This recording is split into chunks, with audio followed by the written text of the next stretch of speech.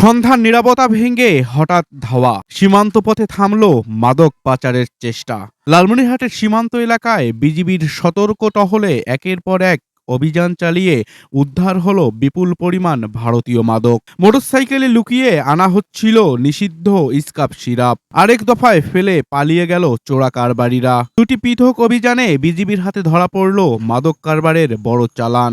এ অভিযানে ৩২৫ বোতল ভারতীয় ইস্কাপ সিরাপ জব্দসহ একজন মাদক পাচারকারী আটক হয়েছে।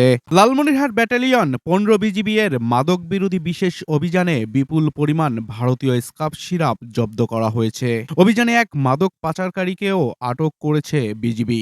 বিজিবি জানায়, গোয়েন্দা তথ্যের ভিত্তিতে ৫ জানুয়ারি সন্ধ্যা ৬:৩০টার দিকে হাতীবান্ধা উপজেলার দক্ষিণ ঝাউরানী এলাকার ঝাউরানী বিওপির টহল দল বিশেষ অভিযান পরিচালনা করে। এ সময় মোটরসাইকেল যুগে আসা এক সন্দেহভাজন ব্যক্তিকে চ্যালেঞ্জ করলে তিনি পালানোর চেষ্টা করেন। পরে ধাওয়া দিয়ে মোহাম্মদ মনসুর হেলাল নামে এক যুবককে মোটরসাইকেল সহ আটক করা হয়। তার মোটরসাইকেলে বিশেষভাবে লুকানো অবস্থায় ২৫ বোতল ভারতীয় স্কাপ সিরাপ উদ্ধার করা হয়। এছাড়া একই দিনে রাত ৮:৩০টার দিকে আদিতমারী উপজেলার দক্ষিণ নামাটারি এলাকায় দিঘলটারি বিওপির টহল দল আরেকটি অভিযান পরিচালনা করে। টহল দলের উপস্থিতি টের পেয়ে কয়েকজন চোরাকারবারি মালামাল ফেলে সীমান্ত পেরিয়ে ভারতের অভ্যন্তরে পালিয়ে যায়। পরে ফেলে যাওয়া মালামাল তল্লাশি করে ৩০০ বোতল ভারতীয় স্কাপ জব্দ করা হয়।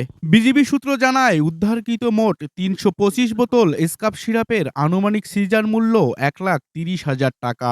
জব্দকৃত মোটরসাইকেলের মূল্য ১,৫০,০০০ টাকা। সব মিলিয়ে মোট সিজার মূল্য ২,৮০,০০০ টাকা।